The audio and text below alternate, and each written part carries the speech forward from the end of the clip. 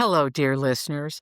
We want to thank you for joining us over here at You Are What You Read, and we appreciate you every Tuesday as you come and share this broadcast with other folks and talk about it amongst yourselves and write into me. Keep those letters coming, and we're going to continue to bring you the greatest writers in the world today about the books that built their souls and the current one that they've written. Well, today we have somebody very special on You Are What You Read. We are joined by the great Paula McLain. Paula is the New York Times bestselling author of 6 novels, including some of your favorites, The Paris Wife, Circling the Sun, and Love and Ruin. She's also done collections of poetry and a memoir that I hope you go out and get it because it will change your life. Paula is a resplendent survivor of a childhood that was fraught in the foster care system. So throughout her beautiful books, there's always a ribbon of deep, deep compassion and empathy for those who are striving to do better, get there, survive, you name it. This makes her one of my favorite writers on the planet. Paula's work has been published in over 35 countries, and she's been featured in the New York Times, The Guardian, Town and Country, Real Simple, and many more. This winter, we are looking forward to Paula's return to Paris. In her forthcoming novel, Skylark, get ready to take flight. Here's Paula McLain, and she's ready to talk about it. I believe that Skylark is your opus. Oh, honey, you're going to kill me. Thank you. No, absolutely. And, listen, you have written some of our favorite books, When the Stars Go Dark, Love and Ruin, oh my God, Circling the Sun, huge hit, The Paris Wife, which everybody knows you for, Thank A you. Ticket to Ride, and Like Family, Growing Up in Other People's Houses, which is one of my favorites because it's very, very deep and and at times for me, I was so heartbroken, but yet you pulled me out of it and into your resplendent career, because for the listener, I would like the listener to understand that you come from a history that is quite fraught, but also filled with love, but fraught. I mean, I grew up in foster care, in foster care, which is incredibly. Childhood from the age of 4 until 18 when I aged out of the system. And I think that background isn't built for producing New York Times bestselling writers. I mean, I think it's a really rare outcome, and it gives me faith in human resilience. I don't know exactly what it is or where it comes from, but we know it when we see it, right? And we know it when we see it, but there's a determination even in all your work that it's true. You write about characters that are really facing moral challenges, and they're offered paths, whether they're going to do the right thing or the wrong thing, and sometimes they're buffeted by world history, as they are in Skylark, which is 2 time frames, 300 years apart. And when I say this, I was agog at your mastery. And then there's a third timeline that's sort of the present. That's a golden thread that begins to weave there. But let's start with, first of all, you do the best titles, and they're always evocative of what something's going to be. I do think of Caged Birds, and then I also think of the birds that only come out at night, and the birds that have a particular tune that they sing. And in this, you bring us into this world of artistry through the worker, a dye worker. We have Alouette and her father. And we find out that they do something that who knew it was illegal, but the Artisans Guild says, oh no, you can't do it. And they are sent off to separate, they're split up, father, daughter, and sent to separate institutions. Right. So Asylums, prisons. Yeah. asylums and prisons, there certainly weren't any place where any healing was going to take place. That's for No, sure. no, for sure. I mean, this is 1664 Paris, and a neighborhood which is is all about yeah, the working class, the squalid, the you know, the sort of the lowest of the lower tier of society, which is almost like the untouchables, that serves the nobility, that serves the upper classes who deem their lives valueless. And you know, Alouette is, her father is a master die maker, and she herself has these creative dreams, this longing to create her own color in a world where that's impossible. And what I really wanted to show, which is really a thread from my own childhood too, is the way creativity can be a kind of resistance, right? A resistance to the path that life has chosen for you. And I do think that it can become a means of survival, a means of a way to hang on to your soul when the world is trying to Well, it crush is and in fact, replace you. Yeah.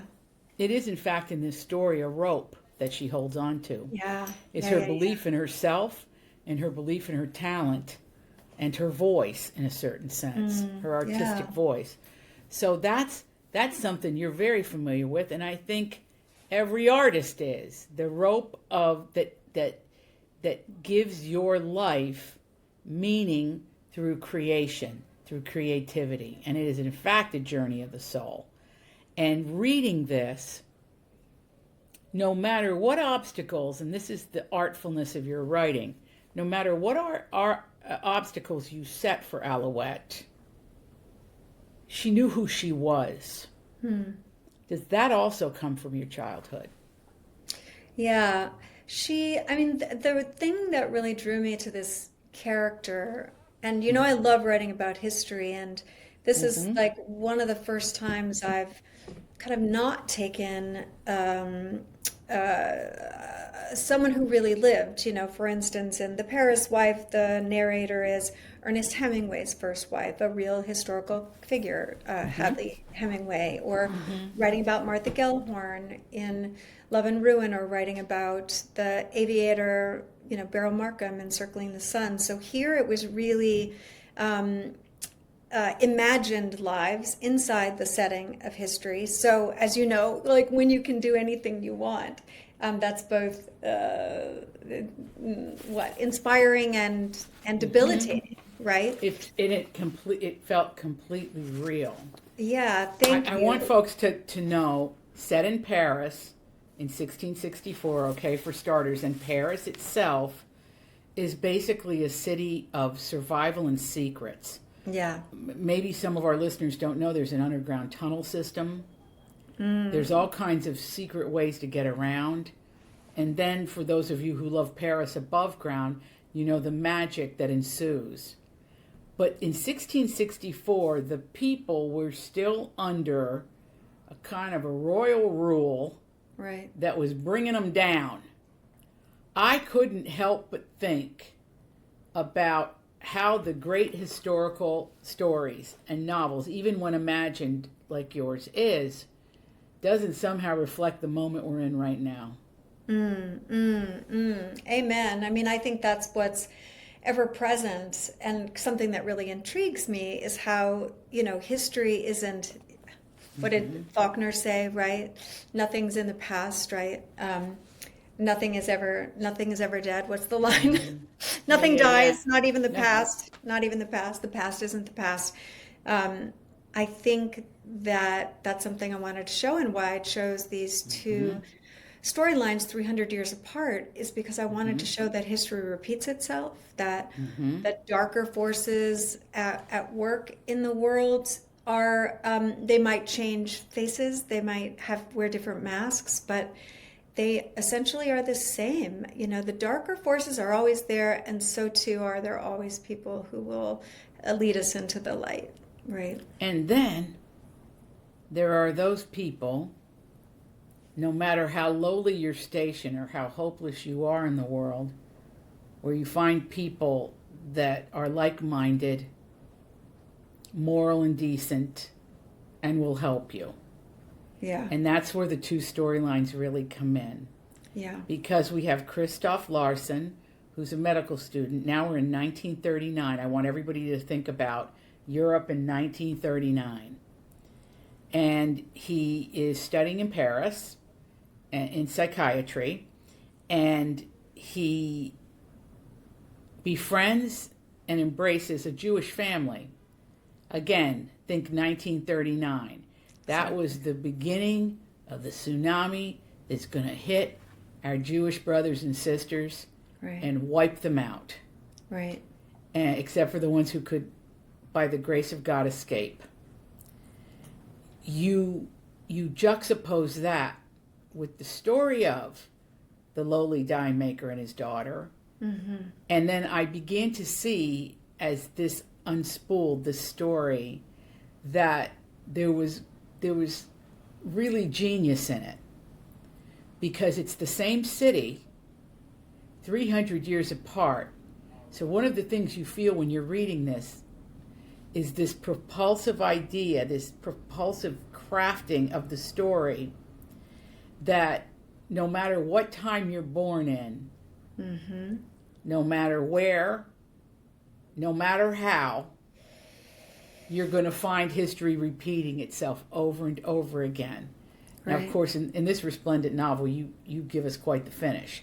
But I just want to read for folks just a little bit so you could hear the prose, how delicious a scene setter and elevation of character that Paula McLain is. Oh, thanks, honey. Okay, here we go. This is chapter 73. And I could have, by the way, read anything, but this appealed to me because it shows this kind of mystical element to the city underneath. They've been in the tunnels for 3 days now. 3 days of adjusting to darkness and disorientation, the strange sense of timelessness that pervades this underground world. 3 days of trying to prepare for an uncertain future while the weight of the past sits heavy as stone on Sasha's chest. At night, lying on her makeshift bed, she can almost feel the city above them, 20 meters of earth and rock separating them from a Paris transformed by occupation. Up there, patrols, curfews, yellow stars. Down here, a different kind of reality altogether. The tunnels exist outside the brutal present, a place where history itself is layered deeply into the limestone and written on the surface of the walls.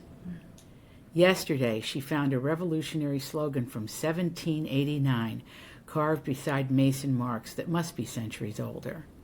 In the chamber they use for sleeping, ancient stone pillars hold up a ceiling reinforced with modern steel supports.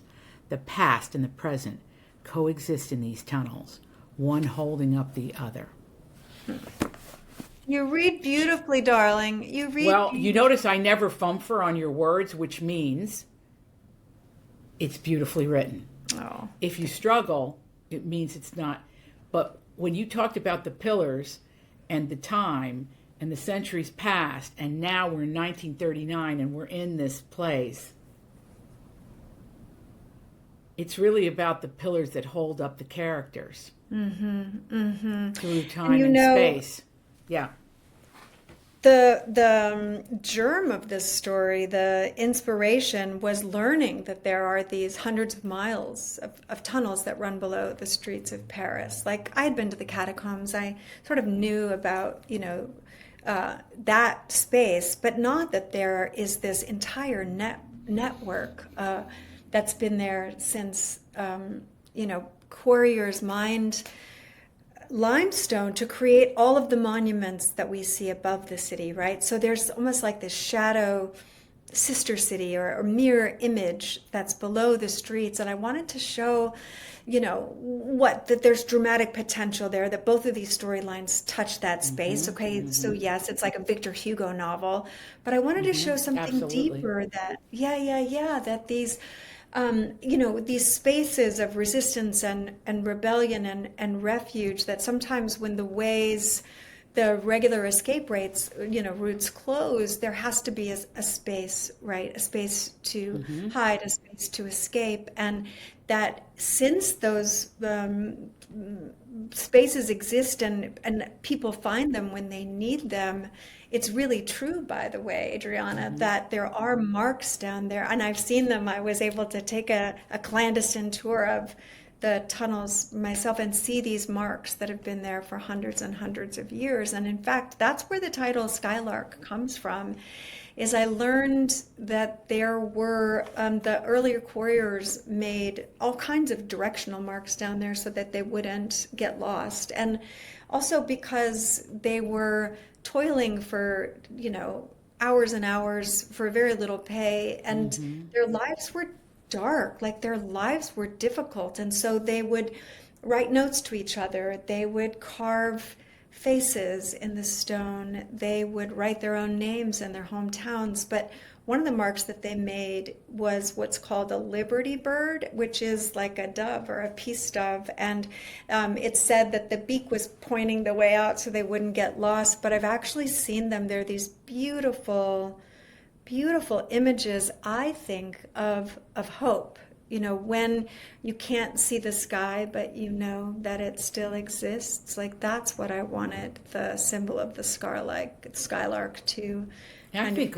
I think the of. readers, Paula, are going to, when they take a deep dive. By the way, I think it's ingenious of your publisher to put it out in January, because this is when we need a beefy novel that transports us, and yet as we go, we're having our hearts opened up. It's Thank you. winter. Even if you're in sunny Florida and you get Skylark, or even if you're in California or you're in Mexico, wherever you are, and you pick up Skylark, you're going to be immersed into this world. And I also thought a lot about the life below, Right. because when you are raised in economic uncertainty, as you were to a greater degree than me, but when you're raised in that, it changes you, the way you look at the world. And very Yeah. often in these different time periods, they wanted to, and this is very interesting when we talk about the Jews, because in order to save the Jews, they had to be hidden. And Yeah. the rich people who, and I mean, I would say royalty in really the first storyline, they don't want to see us, the workers. They don't want to see us. They want us they want the work done, but they don't want us to be part of the world that they are experiencing. Absolutely. They want And us to boy, did serve you the draw world, that. but not, Yeah, yeah, they but want not. us to serve the world, but not feel like part of the world. They're expendable, Yeah, don't the make any working class. noise. Yeah, Don't don't make make any noise any. and stay out of sight. I mean, these neighborhoods that were outside of the walls of Paris.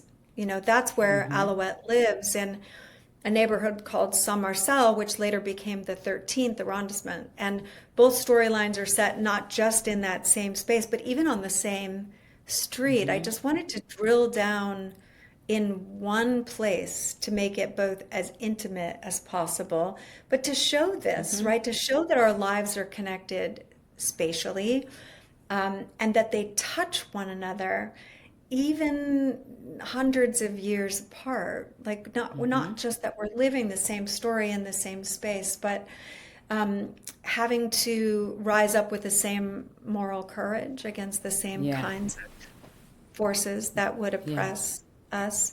Alouette knows that the world wasn't made for her, right? That's the message that she's getting. And if she wants some way to hold on to herself, she has to create something that doesn't yet exist.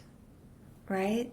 She has to Mm-hmm. create her own way out. And then in the 1940s storyline, again, the forces are quite different. When Christoph, this young doctor, befriends this family in his building and starts to sort of love them and become responsible for them. And the voice that you were reading earlier is this teenage girl, Sasha, Mm-hmm.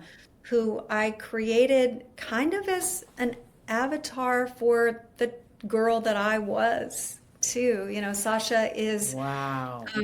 obsessed with memory, and she's always building a memory palace. She's obsessed with Ovid's Metamorphosis, with the myths, with stories that give her hope in a dark time. And the bond between Christoph and Mm-hmm. Sasha for me is quite moving. It's Mm-hmm. quite Oh, moving to me very, the very, way. very, yes. Yeah, I mean, I don't know what kind of childhood you had, except, what I read about in your novels and your cookbook, which you gave me one year. But I mean like your inner life, like your deep inner life and sort of what formed your identity, right? That's But I right. think That's that right. yeah, with Sasha, she, what do I want to say? She holds on Do to you this think it, memory. Yeah, yeah, the memory, I'm sorry to yeah, the interrupt memory because, but palace. yeah, yeah, Yeah, she yeah. holds on to these myths as a way, they're instructional, right? Did you love the myths when you were a kid? Like I loved them, I and I loved really fairy I loved tales them, and and I was also fearful of some of them. Like I didn't like the story of the centaur, the man who's half oh, horse and or half yeah, that kind of Medusa, or stuff like there are scared all me. But kinds then of the Greek ones, they're horrible flying too close to the stories, sun. but they are Yeah, instructional. And what Sasha they loves are. about, yeah, what Sasha loves about the Metamorphosis, that all of these stories are about transformation, There's right? also this absolutely, and you also get surely in terms of Sasha and Alouette. Do you think that history is a balm for a person that's in pain? Mm. Amen. I mean, what a beautiful thing to say. Yes, I think history as a balm can be for those in pain because it is reassuring to know that everything that's happened has come before, that others who have survived impossible situations Mm-hmm. become a kind of signal or a lighthouse for us, to keep Mm-hmm. going. And also that we're not alone. Nothing is new under the sun. Everything has happened before. And those before us who found incredible moral courage to fight through impossible situations and against impossible odds Mm-hmm. are a Mm-hmm. beacon. Like we need those stories, don't we? We really do. And I often think this about your work too, is they have this thing, they're always categorizing the work of the novelist and putting her or him in a certain part of a bookstore to kind Yeah. of make it clear like this is what, and for me your work is there, it doesn't weigh in one direction or the other in terms of gender, and yet the plight of the woman in history Hmm. is you really celebrate that and raise that up, especially in how you create their world and the obstacles they have to overcome. It always comes down to her personal and individual power or Yeah. powerlessness, Right. Right. right? Right. How to find voice through voicelessness. Yeah. How to find power through powerlessness. Yeah. I mean, certainly that was my story, and that's the story. I kind of say, when I teach creative writing, you only have one well, right? There are many, many ways down there to get at the juice, to get at that thing that really moves and inspires you. But I think we're drawn or magnetized by certain stories, and that's a good thing. I wouldn't fear rewriting the same story over and over again. I mean, you Mm-hmm. know that as a novelist as well. Like we're Mm-hmm. drawn to certain themes for a reason. And that Mm-hmm. can become an incredible compass point for us Yes. as artists. And to trust that that's your territory and that it's not a small thing right? Knowing what you're obsessed with. I think it's a gift. I think you're right. I Yeah. think, when the Paris wife came on the scene, there was you hardly heard these words historical fiction. You really didn't Yeah. hear it. It No, was I called know. women's fiction Women's fiction. and Absolutely. literary fiction, which I think is El Snobbo. Like, oh, really? Well, it's all literature, folks, if we're reading words. Okay, so everybody have a cocktail and sit back. But Yeah. I remember The Paris Wife and thinking, and I was on a book tour and I picked it up and just fell in love with you and then later met you. Yeah. And I want people to really know from this particular interview the depth of your artistry. Oh, I don't know because it's so crazy now and fragmented, but I want to get the message out to people, to the readers, to the book clubs, to understand that when you choose Paula McLain, you're going to go on a journey and you're going to come out different at the end than when you entered it. And I always tell folks to read your memoir first because very rarely do we have a novelist who opens up her chest of drawers, basically, and shares everything with us, yeah. so that It we makes a understand. choice to be, And and yeah, Paul, I it makes think a that choice comes to from be vulnerable. to Agreed. be vulnerable, and then to also instruct and teach, which is something you do all over the world. So all of these things Yeah, to thank me, you. well, about you, yeah, it's all woven together in one beautiful talent that always surprises me when a new one comes out. And I also think, thank goodness there's all kinds of novels and there's all kinds of ways to read them. Folks love thrillers and they love suspense and they love Right. they love women's fiction, they call it, or a modern take on something. Even the ones they call fluffy ones, beach reads, whatever. I Cozy, mean, cozy, yeah. cozy reads are my favorite because that's like you burn your tongue on them, right? But all these categories they have, there's one interesting fact that sort of flies over all of this, and that's that over 70% of the books purchased in the United States are purchased by women. So this tells us a great deal about who we are and who needs the story. Right. Who must seize it. Yeah. I mean, when you were a kid, for instance, as I, similarly, we leaned on stories because we needed them, right? Like I found the library because I needed that space. There was a lot of upheaval in my life, but I was also just born a dreamer. I was born someone with a deep sort of appetite for story and for imagination. And did it help I was save you? Did it help save you when the 100%. It still does. you could leave it. You could leave it, right? But tell us Exactly. I just read something about one of my favorite childhood books, which I am sure is one of yours, Pippi Longstocking by Astrid Oh Lindgren. my goodness. Yes, I love those They're books. talking about now how she was driven to write stories about Pippi to really demonstrate the resilience of the human spirit.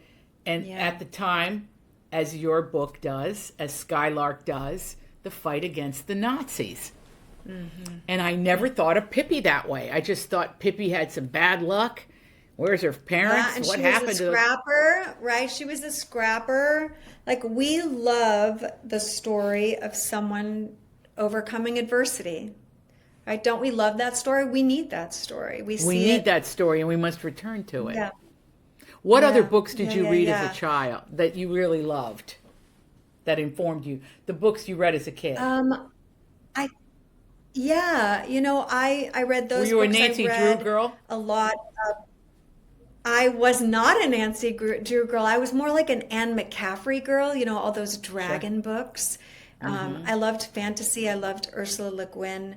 I loved Probably my favorite book as a child was Watership Down. Do you remember that Richard Adams book about Yes. the rabbits? Is that a big book for you? I must have read that 20 times, but the Now, themes are the same, right? The themes are how we survive unsurvivable things, how we find community, how we are saved by found family. I mean, these are my themes now too. always. Yeah. Yeah. Oh my God, I love that book so much. And then when I read that book to my kids aloud, I was so emotional at certain parts that, I would burst into tears and then they would laugh at me. I mean, in a loving way, they would laugh at me because I couldn't even get out the voices, right? Yeah, Paula, it's you dear. probably, you never hear this, but I have to say this to you because knowing and reading your books and your memoir, to me, you're a miracle. It's not just about survival. It's about it's about thriving. You come from the most difficult of circumstances, Yeah, and yet right. you're a master craftsman at writing, at being a novelist. You're a bestseller and a master craftsman. I don't have to tell the audience that's listening how impossibly difficult if you would have made it a goal, you probably would have been too daunted to even attempt it. But you kind of just moved into it as a natural extension Yeah. of your ability to tell stories. Oh, thank you. Thank you. I didn't even know when I was a kid that you could become a writer. Like that wasn't a big dream of mine to become a writer. There was a time when like the biggest thing I thought I could expect was maybe to be a secretary, right? To be a secretary with a Honda Civic. Like that was my absolute goal. The fact that I am a writer now is astonishing to me. It's absolutely astonishing. It's just so far beyond what I ever thought I could expect. But also, what's kind of delicious about it is the kid I was, who was a dreamer, who pulled worlds around her in the library as a way to escape. I was becoming a writer then. Everything I read in books taught me how to be a human, but it also taught me, about how to make stories, how to build stories, and that architecture that of my, was happening behind the scenes, was happening very quietly. That I was building this toolbox that later would change my life. And did you have any It's amazing. idea that you were going to lead the parade of historical fiction? Many, many authors turn to you or use you as an example. You kind of, no, I'm serious, Paula. No, You I love. kind of, you started it. Not that, now listen, I don't want to, we know that there was historical fiction before Yeah, you wrote. this But I'm genre, talking of a yeah, which has stripe. I'm been, talking of a yeah, stripe. A yeah, barrel is a character, okay? Hemingway's wife is a character. yeah, That was right, not yeah. done. Yes. And it has been said that I sort of invented a genre, and I didn't mean to. I was following inspiration. I was following the thread. When I had the idea for The Paris Wife, I had never written historical fiction. I had never thought. First of all, I didn't even know what it was. I just saw a No, story that there intrigued wasn't me, called that. and I Yeah. followed it down the rabbit hole. I had never done research before. I had never thought about what any of that would mean. You know, one of the things that I've learned as a creative person is when something seems to like have its own gravitational pull. It kind of vibrates as an idea, regardless of whether or not I think I can do it. It's almost like that X marks the spot. It's like dig here. Like this is where you need to go in search of the story again. Like, and if you need different tools, then go forth and get those tools so that you can serve the story that's presented to you, that's kind of glowing like a marquee sign saying, write me. Do you ever have people come up to you at events and say, I've got an idea, and they, give you a little note and they're like, I found this story and it's fascinating and I think you should write it. When I hear people come up to me and say that, I'm like, that's your story. That's your story. The reason that say it's the calling same to you thing. is because it's your story. And It they'll always belongs say, to well, I'm you. not a writer. I'm like, well, go forth and become one so that you can serve Well, that story that's yeah, appeared in your life. isn't It's, that's yeah. beautiful. And that shows your largesse too. That, you know, we we have this thing in my people I've been writing with for years when I was writing in TV and film, and we talked about this thing called the green towel, where you would just watch, you'd be at a table with a bunch of writers, and there would always be one that would just twist with envy if somebody pitched out an idea that was fantastic, you know. It's different from And Schadenfreude, though, right? Like, that's right. It's different from Schadenfreude, but it's a green towel. You could see it. It's like a veil goes over somebody's face. But that's not yeah. what you're about. Yeah, It's it's not like a what I'm trance or about. It's not something. about the people Yeah, that when we you're love or obsessed with a about. story, Do it. Every town in America has well, no, think about it. Every town in America has a community college. I'm from Appalachia. We have Mountain Empire Community College. We have the University of Virginia at Wise. I don't know if you're still in Ohio. Is that where I'm calling? Are you in Ohio? Or do you say that? Maybe you don't. Maybe you're yeah, not in I'm in Ohio. Madison, Wisconsin now, but Oh, okay. Now I we're in Madison, recently moved. Wisconsin. Yeah, yeah, yeah, Another yeah, great yeah. city. So, Paula, what we're saying is if you have that story, go sign up for a writing class. Start simple. The invitation, however, has always been there to lift yourself up, Mm-hmm. regardless of whether, you know, anyone will help you. Like I went to a community college. That's how I got my, start putting myself through school. Because I wanted more for myself, because I knew even then that education was going to give me tools that weren't going to come any other way. Like that was going to be my path to a bigger, better life, even like any kind of life, which wasn't all that obvious. Growing up in foster care, you come out of the system with no net, no safety net, no resources. So yeah, I think that